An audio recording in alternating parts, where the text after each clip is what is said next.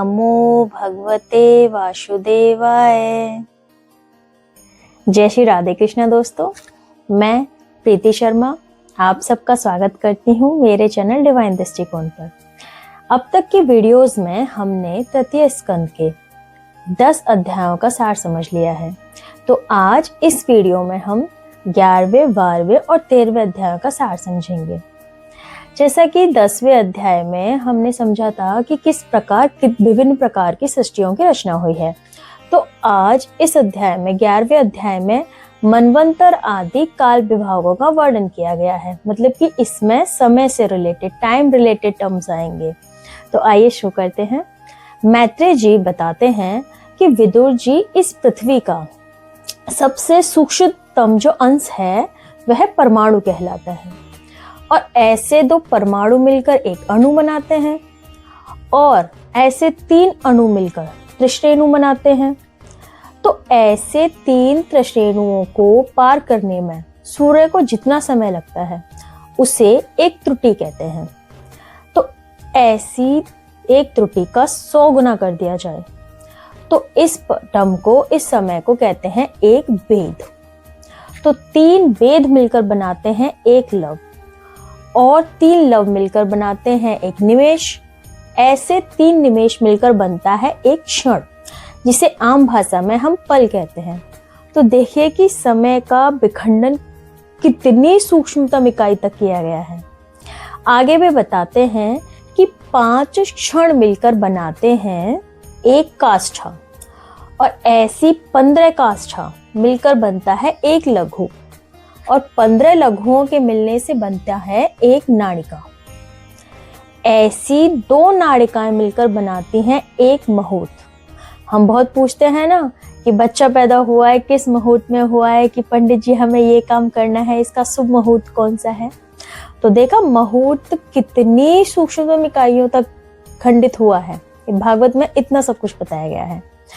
अब आगे बढ़ते हैं।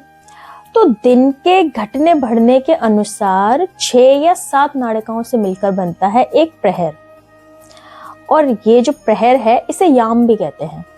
तो ये जो प्रहर है वो मनुष्य के दिन का, हमारे आम भाषा में जो दिन होता है उसका 1/4वां हिस्सा होता है, मतलब 1/4वां पार्ट। आगे मैत्रेय जी बताते हैं कि मनुष्य का जो दिन होता है वो 4-4 पहरों, मतलब 4-4 पहर मिलकर मनुष्य का दिन रात बनाते हैं। अब ऐसे 15-15 दिन मिलकर एक पक्ष बनाते हैं। हम सुनते हैं ना कि शुक्ल पक्ष में ये काम करना, कृष्ण पक्ष में ये काम मत करना। तो 15 दिन का ही शुक्ल पक्ष होता है और 15 दिन का ही कृष्ण पक्ष होता है। तो अधिकतर जो हम शुभ काम करते हैं या किसी काम को शुरुआत करना चाहते हैं तो शुक्ल पक्ष में ही किया जाता है। क्या हमने आम भाषा में सुना है अंधियारा पाक चल रहा है, उजारा पाक चल रहा है, तो वही होते हैं कृष्ण पक्ष और शुक्ल पक्ष। तो जो शुक्ल पक्ष है वो प्रारंभ होता है मावस्या से। मावस्या जब आ जाती है तो उसके बाद से जो दिन शुरू होते हैं उसे कहते हैं शुक्ल पक्ष, और जो पूर्णिमा होती है उसके बाद से जो दिन शुरू होते हैं उसे कहते हैं कृष्ण पक्ष। तो जो अंधियारा पाक है इसी को कृष्ण पक्ष कहते हैं। उजला पाक जिसे बोलते हैं वही है शुक्ल पक्ष। आमतौर पर सारे अच्छे काम इसी पक्ष में किए जाते हैं। अब आगे बताते हैं कि ये जो 15 दिन है, एक पक्ष है जो है, तो ऐसे 2 पक्ष मिलकर बनाते हैं एक मास यानी महीना। तो महीना हो गया 15-15 दिन के जो पक्ष हैं उनको मिलकर। अब ये जो महीना होता है ये पितरों के लिए एक दिन रात के बराबर होता है। अब ये जो मास है, महीना है, ऐसे 2 महीनों की होती है एक ऋतु, और 6 महीनों का होता है एक अयन। हम सुनते हैं ना उत्तरायण चल रहा है, दक्षिणायन चल रहा है, तो ये होता है 6 मास का। तो ऐसे 2 अयन को मिलाकर बनता है देवताओं का एक दिन, और ऐसे 2 अयन को मिलाकर बनता है मनुष्य की एक वर्ष, यानी कि 6 महीनों का एक अयन और 6 महीने का दूसरा अयन, हो गए 12 महीने। तो हमारी जो मनुष्य के जो वर्ष होते हैं वो 12 महीने के होते हैं। तो ऐसे ही इन वर्षों के आधार पर ही मनुष्य की जो ऐसी वर्ष होती हैं, ऐसी 100 वर्ष ये मनुष्य की परम आयु बताई गई है। और देवताओं की जो परम आयु है वो दिव्य वर्षों के आधार पर बताई जाती है। तो अब विदुर जी कहते हैं कि मैत्रेय जी आपने मनुष्य, देवता आदि की तो परम आयु का वर्णन कर दिया, लेकिन जो त्रिलोकी से बाहर सनक आदि जो ज्ञानी महापुरुष हैं, आदि मुनिगण हैं, इनकी परमायु का भी वर्णन कीजिए। तब मैत्रेय जी बताते हैं कि सतयुग, त्रेता युग, द्वापर युग और कलयुग, ये चारों युग देवताओं के 12,000 वर्ष के होते हैं और इनमें क्रमशः 4, 3, 2, 1,000 दिव्य वर्ष होते हैं। अर्थात सतयुग में तो 4,800 दिव्य वर्ष होते हैं और त्रेता युग में 3,600 दिव्य वर्ष होते हैं, द्वापर युग में 2,400 दिव्य वर्ष और कलयुग में 1,200 दिव्य वर्ष होते हैं। तो देवताओं का जो एक दिन है वो मनुष्य की एक वर्ष के बराबर होता है। इस प्रकार देवताओं की जो एक वर्ष है वो लगभग 360 मानव वर्ष के बराबर होती है। इसके आधार पर कलयुग में लगभग 4,32,000 वर्ष बताए गए हैं, होते हैं भागवत के अनुसार, और इसके दुगुने द्वापर युग में, इसके तिगुने त्रेता युग में और चौगुने सतयुग में होते हैं। आगे मैत्रेय जी बताते हैं कि इन चारों युगों में प्रत्येक युग में एक एक विशेष धर्म का विधान होता है। तो त्रिलोकी से बाहर महरलोक से लेकर ब्रह्मलोक पर्यंत यहाँ के 1,000 चतुर्युग के बराबर एक दिन होता है और इतनी ही बड़ी रात्रि होती है। इसी के आधार पर जो सनकादि ज्ञानी जन हैं, मुनिगण हैं, जो त्रिलोकी के बाहर रहते हैं, उनकी परमायु बताई जाती है। आगे भागवत के अनुसार ब्रह्मा जी की आयु के आधे भाग को परार्ध कहते हैं। तो अब तक, मतलब कलयुग चल रहा है ना, तो अब तक ब्रह्मा जी के आयु के आधे को जो परार्ध कहते हैं, तो अब तक पहला परार्ध तो बीत चुका है और जो दूसरा परार्ध है इसी का आरंभ चल रहा है। इति श्रीमद् भागवते महापुराणे पारमहंस्यां संहितायां तृतीय स्कंधे एकादशो अध्याय। इस प्रकार 11वें अध्याय का सार संपूर्ण होता है। आइए चलते हैं 12वें अध्याय की ओर। इसमें सृष्टि विस्तार किस प्रकार हुआ, इसका वर्णन किया गया है। तो मैत्रेय जी कहते हैं कि सबसे पहले ब्रह्मा जी ने अज्ञान की 5 वृत्तियां, तम, मोह, महामोह, तामिश्र और अंधतामिश्र, इनकी रचना की। किंतु ब्रह्मा जी को अपनी ये तमोमय और पापमयी सृष्टि, ये रचना बिल्कुल भी पसंद नहीं आई, इसे बनाकर बिल्कुल भी प्रसन्न नहीं हुए। तब उन्होंने अपने मन को भगवान के ध्यान में लगाकर पवित्र किया और दूसरी सृष्टियों की रचना की। तो इस बार ब्रह्मा जी ने सनक, सनंदन, सनकादि और सनत कुमार, इन महामुनियों को उत्पन्न किया और इन्हें आज्ञा दी कि आप सृष्टि का विस्तार करें। किंतु ये तो जन्म से ही मोक्ष मार्ग के अनुसरण करने वाले थे और भगवान ध्यान में तत्पर रहते थे। तो इन चारों ने ब्रह्मा जी की आज्ञा का पालन नहीं किया, उसे अस्वीकार कर दिया। तो इस प्रकार अपनी आज्ञा का तिरस्कार होते हुए देख ब्रह्मा जी को बड़ा क्रोध आया, वो बहुत ज्यादा क्रोधित हो गए। तो यह क्रोध ही प्रजापति ब्रह्मा की भौं के बीच में से नीले और लाल रंग के बालक के रूप में प्रकट हुआ। अब यह तो जोर जोर से रोने लगा, नाम और रहने का स्थान मांगने लगा। तब ब्रह्मा जी ने कहा कि पुत्र, आप रोइए मत, आप रुद्र नाम से जाने जाओगे और आपके रहने के लिए मैंने पहले से ही हृदय, प्राण, इंद्रियां, आकाश, जल, वायु, अग्नि, पृथ्वी, सूर्य, चंद्रमा और तप, ये स्थान रच दिए हैं। तुम्हारे नाम मन्यु, मनु, महीनस, महान, शिव, रथध्वज, उग्रेता, भव, काल, वामदेव और धृतव्रत होंगे। तुम उपयुक्त नाम और स्थानों को स्वीकार करो और अपनी बहुत सी रुद्राणियों के साथ प्रजा उत्पन्न करो। तो अब भगवान की यह आज्ञा पाकर भगवान रुद्र ने बल, आकार और स्वभाव में अपने ही जैसी प्रजा उत्पन्न कर डाली। अब तो ब्रह्मा जी देखते हैं कि रुद्रों की यह प्रजा संसार का भक्षण कर रही है। अब तो उन्हें बड़ी चिंता हुई। अब ब्रह्मा जी उनसे कहते हैं कि सुरश्रेष्ठ, आपकी यह प्रजा तो मुझे और सारी दिशाओं को भस्म कर डाल रही है, अतः आप ऐसी प्रजा उत्पन्न ना करें। अब आप भगवान में ध्यान लगाएं और सभी प्राणियों को सुख देने के लिए तप करें। तब ब्रह्मा जी की यह आज्ञा पाकर रुद्र वन को चले गए तप करने के लिए। इसके बाद ब्रह्मा जी ने 10 पुत्र उत्पन्न किए, जिन्होंने लोक की बहुत सी वृद्धि की।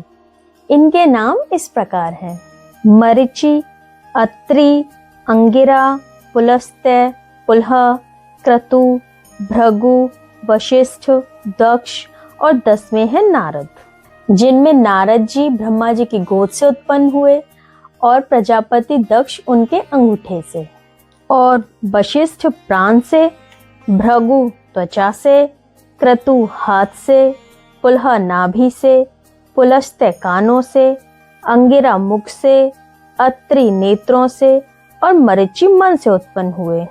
फिर ब्रह्मा जी के दाएं स्तन से धर्म उत्पन्न हुआ और उनकी पीठ से उत्पन्न हुआ अधर्म, जिससे संसार को भयभीत करने वाला मृत्यु उत्पन्न हुआ। इसी प्रकार ब्रह्मा जी के हृदय से काम, मुख से सरस्वती, नीचे के होठ से लाभ, उनके लिंग से समुद्र और गुदा से पाप का निवास स्थान निरृति उत्पन्न हुआ। इसके बाद ब्रह्मा जी की छाया से ही कर्दम प्रजापति उत्पन्न हुए, जो देवहूति के पति हुए। इस प्रकार सारा संसार ब्रह्मा जी के शरीर और मन से उत्पन्न हुआ। अब मैत्रेय जी विदुर जी को एक वाक्य सुनाते हैं। वे बताते हैं कि ब्रह्मा जी की पुत्री सरस्वती जो थी वो बहुत ही सुंदर कन्या थी। वे बड़ी सुकुमारी और मनोहर थी। एक बार क्या हुआ कि ब्रह्मा जी सरस्वती को देखकर काम मोहित हो गए।